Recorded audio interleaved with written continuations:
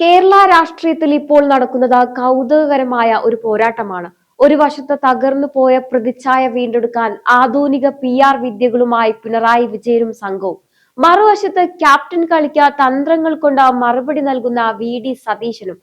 എപ്പോഴൊക്കെ ഭരണവിരുദ്ധ വികാരം ആളിക്കത്തുന്നുവോ അപ്പോഴൊക്കെ ഒരു മാസ് എൻട്രിയിലൂടെ അത് മാറ്റിയെടുക്കാനാണ് മുഖ്യമന്ത്രിയുടെ ശ്രമം. രാഹുൽ മാങ്കൂട്ടത്തിലിനെ ബലാത്സംഗ കേസിൽ അറസ്റ്റ് ചെയ്തത് UDFിനെ പ്രതിരോധത്തിലാക്കാമെന്ന് കരുതിയ PR ടീമിന് പിണഞ്ഞത് വലിയ അമളിയാണ്. ഇതിലൂടെ രാഷ്ട്രീയ പകപോക്കലിന്റെ പുതിയ പതിപ്പാണ് പുറത്തു വന്നതെന്ന് ജനം തിരിച്ചറിഞ്ഞു കഴിഞ്ഞു. പഴയ കയ്യാമം വെക്കൽ ശൈലി പൊടി തട്ടിയെടുക്കാൻ നോക്കിയ പിണറായിക്ക് മുന്നിൽ പാർട്ടിയിൽ നിന്ന് പുറത്താക്കിയ ആളെ സംരക്ഷിക്കേണ്ട ബാധ്യതയില്ലെന്ന ഉറച്ച നിലപാടുമായി VD സതീശൻ തടസ്സമായി നിന്നു. അതിജീവിതയ്ക്കൊപ്പം നിൽക്കുന്ന എന്ന് കാണിക്കാൻ സമരപന്തലിൽ കപ്പുമായിരിക്കുന്ന മുഖ്യമന്ത്രിയുടെ ചിത്രം സൈബർ സഖാക്കൾ വലിയ ആഘോഷമാക്കിയെങ്കിലും അതൊരു ഫോട്ടോഷൂട്ട് രാഷ്ട്രീയമായി മാത്രമേ പൊതുസമൂഹം കണ്ടിട്ടുള്ളൂ. PR ഏജൻസികൾ പറഞ്ഞു കൊടുക്കുന്ന തിരക്കഥയ്ക്കനുസരിച്ച് അഭിനയിക്കുന്ന ഒരു മുഖ്യമന്ത്രി എന്ന പരിഹാസമാണ് ഇപ്പോൾ ഉയരുന്നത്. വിരലിൽ എണ്ണാവുന്ന ദിവസങ്ങൾ കാത്തിരിക്കൂ, വിസ്മയം കാണാമെന്ന സതീശന്റെ ഡയലോഗ് പിണറായി ക്യാമ്പിന്റെ ഉറക്കം കെടുത്തിയിട്ടുണ്ട്. ജോസ് കെ മാണി UDFിലേക്ക് മടങ്ങുന്നുവെന്ന വാർത്തകൾ വായുവിലുണ്ടെന്ന് വരുത്തി തീർക്കുന്നതിലൂടെ LDFിനുള്ളിലെ വിശ്വാസ്യത തകർക്കാൻ സതീശന് കഴിഞ്ഞു. ഇരട്ടച്ചങ്കും ക്യാപ്റ്റൻ പട്ടവുമെല്ലാം വെറും PR ബലത്തിലാണെന്ന് തെളിയുന്ന കാഴ്ചകളാണ് ഇപ്പോൾ നാം കാണുന്നത്. തന്ത്രങ്ങൾ മെനയുന്നതിൽ VD സതീശൻ യഥാർത്ഥ ക്യാപ്റ്റനായി മാറുമ്പോൾ പിണറായി വിജയന് ഇനി ഏത് PR ഏജൻസിയെ കൂട്ടുപിടിക്കാനാകും എന്നതാണ് രാഷ്ട്രീയ കേരളം ഉറ്റുനോക്കുന്നത്.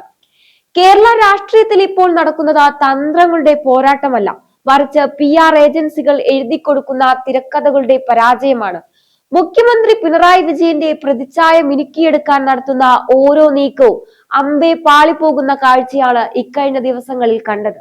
മുഖ്യമന്ത്രിയെ പോലെ തന്നെ VD സതീശന്റെ നീക്കങ്ങൾ പലപ്പോഴും വെറും രാഷ്ട്രീയ നാടകങ്ങളായി ഒതുങ്ങുന്നു എന്നതാണ് സത്യം.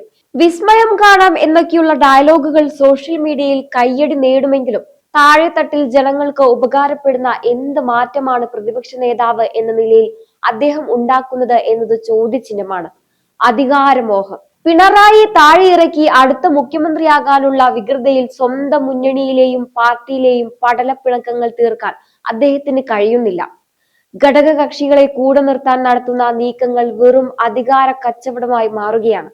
സ്വർണ്ണക്കടത്ത് കേസിലെ തന്ത്രിയുടെ അറസ്റ്റ് സർക്കാരിനെ ശരിക്കും പ്രതിരോധത്തിലാക്കിയിരിക്കുകയാണ്.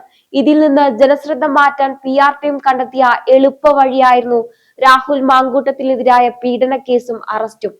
എന്നാൽ പീഡനക്കേസ് ആയുധമാക്കി പ്രതിപക്ഷത്തെ അടിച്ചിരുത്താമെന്ന് കരുതിയവർക്ക് തെറ്റി. വിഷയം രാഷ്ട്രീയമായി ബാധിക്കില്ലെന്ന് പറഞ്ഞ് പ്രതിപക്ഷം കൈകഴുകിയതോടെ രാഹുലിനെ വെച്ച് പ്രതിച്ഛായ കൂട്ടാനിറങ്ങിയ CPM സൈബർ വിങ്ങിന് സ്വന്തം പോസ്റ്റുകളിൽ തന്നെ ലൈക്ക് അടിച്ചിരിക്കേണ്ടി വന്നു. അതിജീവിതയ്ക്കൊപ്പം നിൽക്കുന്നു എന്ന് വരുത്തി തീർക്കാൻ സമരപന്തലിൽ കപ്പും പിടിച്ചിരിക്കുന്ന മുഖ്യമന്ത്രിയുടെ ചിത്രം വലിയ രീതിയിൽ പ്രചരിപ്പിക്കപ്പെട്ടു. പണ്ട് VS അച്യുതാനന്ദൻ സ്ത്രീ പീഡകരെ കയ്യാമം വെപ്പിക്കുമെന്ന് പറഞ്ഞ ശൈലി അനുകരിക്കാനാണ് പിണറായി ശ്രമിക്കുന്നത്. എന്നാൽ VS ഇത് പ്രവർത്തിച്ചു കാണിച്ചപ്പോൾ പിണറായിക്ക് അത് വെറും ഒരു ഫോട്ടോഷൂട്ടായി ഒതുക്കാനേ കഴിഞ്ഞുള്ളൂ. തദ്ദേശ തിരഞ്ഞെടുപ്പിലെ തിരിച്ചടിയും വിഴിഞ്ഞത്തെ തോൽവിയും ഈ ഫോട്ടോ പൊളിറ്റിക്സ് കൊണ്ട് മറച്ചു പിടിക്കാനാവില്ലെന്ന് വ്യക്തം. പിണറായി വിജയൻ അതിജീവിതയ്ക്ക് പിന്തുണ പ്രഖ്യാപിച്ച കപ്പുമായി സമരപന്തലിൽ ഇരിക്കുന്ന ചിത്രം സൈബർ സഖാക്കൾ ആഘോഷമാക്കുമ്പോൾ രാഷ്ട്രീയ കേരളം തിരിച്ചു ചോദിക്കുന്നത് ചില പഴയ കഥകളാണ്.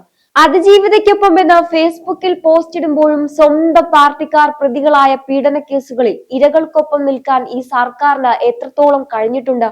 നീതി തേടി അലഞ്ഞ വാളയാറിലെ അമ്മയെയും മറ്റ് നിരവധി സ്ത്രീകളെയും മറന്നുകൊണ്ടാണ് ഇപ്പോൾ പുതിയ അതിജീവിത സംരക്ഷകൻ കുപ്പായ മുഖ്യമന്ത്രി അണിയുന്നത്. പഴയ പീഡന കേസുകളിൽ പ്രതികളെ സംരക്ഷിക്കാൻ കൂട്ടുനിന്ന ഭരണകൂടം ഇപ്പോൾ രാഹുൽ മാങ്കൂട്ടത്തിന്റെ അറസ്റ്റിലൂടെ സ്ത്രീ പക്ഷാപാതം ഉയർത്തുന്ന വെറും രാഷ്ട്രീയ കാപട്യമായി മാത്രമേ കാണാൻ കഴിയൂ. അച്യുതാനന്ദൻ സ്ത്രീ പീഡകരെ കയ്യാമം വെപ്പിക്കുമെന്ന് പറഞ്ഞപ്പോൾ അതിലൊരു ആത്മാർത്ഥത ജനം കണ്ടിരുന്നു. എന്നാൽ പിണറായി വിജയന്റെ കാര്യത്തിൽ അത് PR ഏജൻസികൾ തുന്നിക്കൊടുത്ത ഒരു വേഷം മാത്രമായി മാറുകയാണ്. സ്വന്തം പാർട്ടിക്കാർക്കെതിരെ വരുമ്പോൾ മൗനം പാലിക്കുകയും മറ്റു രാഷ്ട്രീയ പാർട്ടികൾക്കെതിരെ വരുമ്പോൾ അതിജീവിത സ്നേഹം തുളുമ്പുകയും ചെയ്യുന്നത് വെറും ഇരട്ടത്താപ്പാണ്. ജനകീയ വിഷയങ്ങളിൽ മറുപടി പറയേണ്ടി വരുമ്പോൾ മുഖ്യമന്ത്രി പുലർത്തുന്ന മൗനം ഇപ്പോൾ അദ്ദേഹത്തിന് തന്നെ തിരിച്ചടിയാവുകയാണ്. വിവാദങ്ങൾ ഉണ്ടാകുമ്പോൾ മാധ്യമങ്ങളെ കാണാൻ പേടിക്കുന്ന, എന്നാൽ PR ടീം എഴുതി കൊടുക്കുന്ന കാര്യങ്ങൾ മാത്രം ഫേസ്ബുക്കിൽ പോസ്റ്റ് ചെയ്യുന്ന ഒരു ക്യാപ്സ്യൂൾ മുഖ്യമന്ത്രിയായി പിണറായി മാറിയിരിക്കുന്നു. സതീശൻ ഓരോ ദിവസവും പുതിയ ചോദ്യങ്ങൾ ഉന്നയിക്കുമ്പോൾ മൗനം കൊണ്ട് രക്ഷപ്പെടാൻ ശ്രമിക്കുന്ന പിണറായിസത്തിന്റെ ഗതികേടാണിത്. പ്രതിച്ഛായ മിനുക്കാൻ കോടികൾ ഒഴുക്കുമ്പോഴും കേരളം കടുത്ത സാമ്പത്തിക പ്രതിസന്ധിയിലാണ്. ജനക്ഷേമ പദ്ധതികൾ മുടങ്ങുമ്പോഴും PR വർക്കുകൾക്ക് പണം കണ്ടെത്തുന്ന സർക്കാരിന്റെ മുൻഗണനകൾ തെറ്റാണെന്ന് വിഴിഞ്ഞത്തെ വോട്ടർമാർ കാണിച്ചു തന്നു. വികസനം വെറും ഫ്ലക്സ് ബോർഡുകളിൽ മാത്രം ഒതുങ്ങുമ്പോൾ ജനങ്ങൾ മാറ്റത്തിനായി ദാഹിക്കുകയാണെന്ന് വരാനിരിക്കുന്ന നിയമസഭാ തിരഞ്ഞെടുപ്പ് തെളിയിക്കും.